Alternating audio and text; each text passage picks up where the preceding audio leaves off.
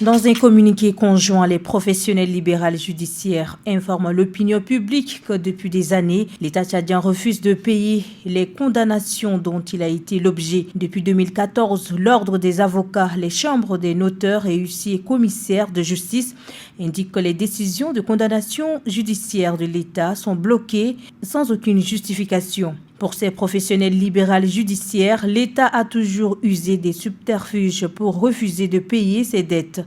Actuellement, elle note le refus du ministre de la Justice de débloquer la situation. Refus fondé, d'après elle, sur des motifs subjectifs.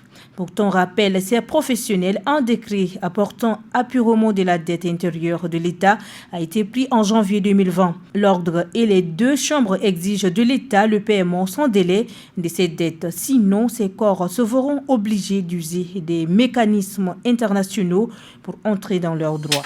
Pour encourager la participation citoyenne et renforcer le processus démocratique au Tchad, la mission du comité d'études et de communication des cadres du mouvement patriotique du salut, conduite par Mahamat Al-Mastour Asseïd, chargé de communication, de sensibilisation et de mobilisation du comité, est arrivée ce dimanche 27 août à Massakouri dans le Hadir Lamis, où elle a sensibilisé la population à se faire enrôler au fichier électoral et aussi l'occasion pour elle de vulgariser le projet de la nouvelle constitution.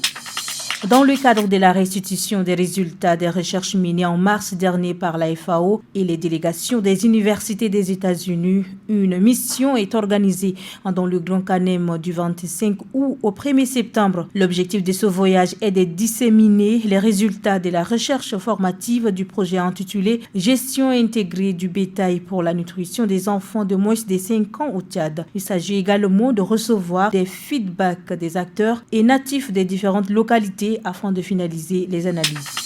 Le gouvernement a coupé Internet samedi soir et instauré un couvre-feu au Gabon en évoquant des risques de violence peu avant la fin des élections présidentielles, opposant le président sortant Ali Bongo Ondimba à son principal opposant Albert Ondo Ossa, qui venait de dénoncer des fraudes et d'exiger d'être proclamé vainqueur à l'issue du scrutin. Invoquant pour ce faire, au nom de l'intérêt supérieur de la nation, la nécessité de parer aux appels à la violence et aux fausses informations dans les réseaux sociaux et de prévenir tout débordement, assurer la sécurité des populations. Des milliers de personnes favorables au coup d'État au Niger ont manifesté dimanche à proximité de la base militaire française à Niamey, à quelques heures de la fin de l'ultimatum donné par les militaires au pouvoir à l'ambassadeur de France pour quitter le pays. Le ministre de l'Éducation nationale et de la promotion civique a lancé ce lundi dans la salle rouge de l'ONAMA la 22e édition de la Commission nationale d'affectation et de mutation. Cet atelier, selon le ministre, sera l'occasion de passer en revue les problèmes de l'éducation tchadienne et proposer des solutions pour son redressement.